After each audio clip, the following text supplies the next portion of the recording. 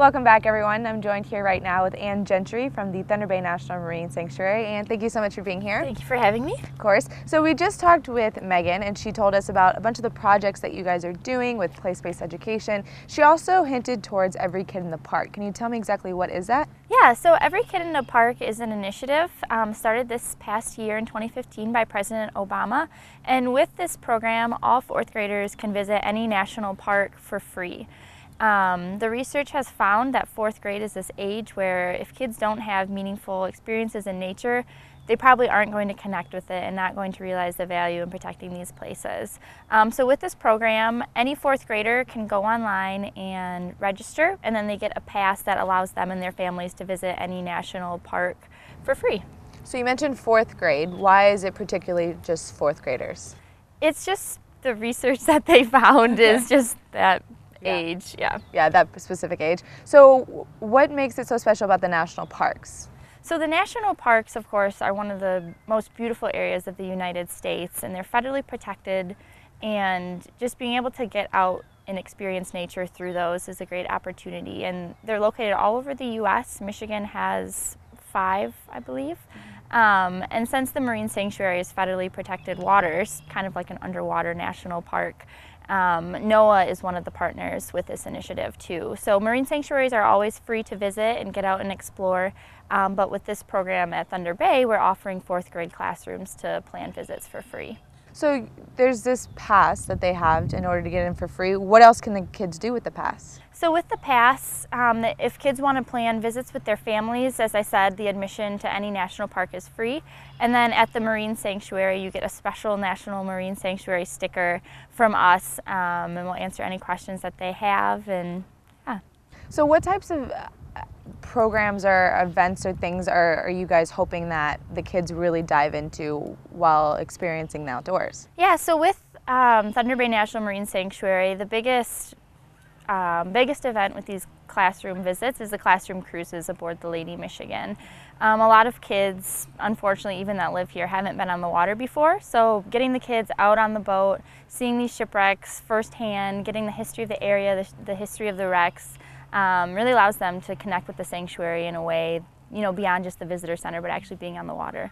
So is this for fourth graders in all of Alpena and all around the area that you guys are hosting, or what? Yeah, we have about almost 30 classrooms that have planned visits with us already. Every school in Alpena County is coming, and busing is going to be covered for those. And then we have schools as far away as Petoskey, we have Rogers City, Hillman, Alcona, and as long as we have grant money, we're hoping to accommodate even more groups to come visit us. So how long does the program run? Is it just for this year? Is it just for a certain time of the year, or what? So the initiative started in September of last year, and it's running through the end of this year, but I've heard that Obama wants to continue it so that every year the fourth graders get this opportunity. But our grant money, the program runs from May 2nd, so today, and then it goes through June 17th. Okay. So we have our first classroom cruise scheduled for Wednesday of this week, and then we still have slots available, but we have them scheduled every week through mid-June when kids get out of school. So obviously the kids won't be in school anymore come June, but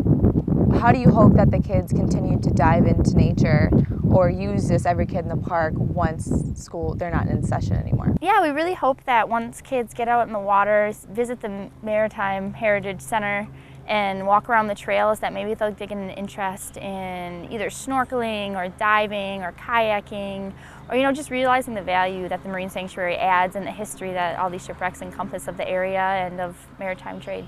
So have you noticed an increase in the students in their interest in nature or the water after participating in these types of classes or these cruises? Yeah, absolutely. And we get a lot of families that kids come in and the parents say, we've never been here, but my student came and talked about the glass bottom boat and talked about all these shipwrecks, and really get the parents interested, and the kids have a sustained relationship with it and come back, bring family, bring friends, and then down the road either go on to do the Marine Tech program at ACC or find ways to volunteer with us, and yeah, have an engaged relationship with what we do. And that's always exciting for you guys as well, because like we mentioned, we're right on the water. There's so much great outdoor activities to take part in here in Northeast Michigan, but especially with the college and everything like that.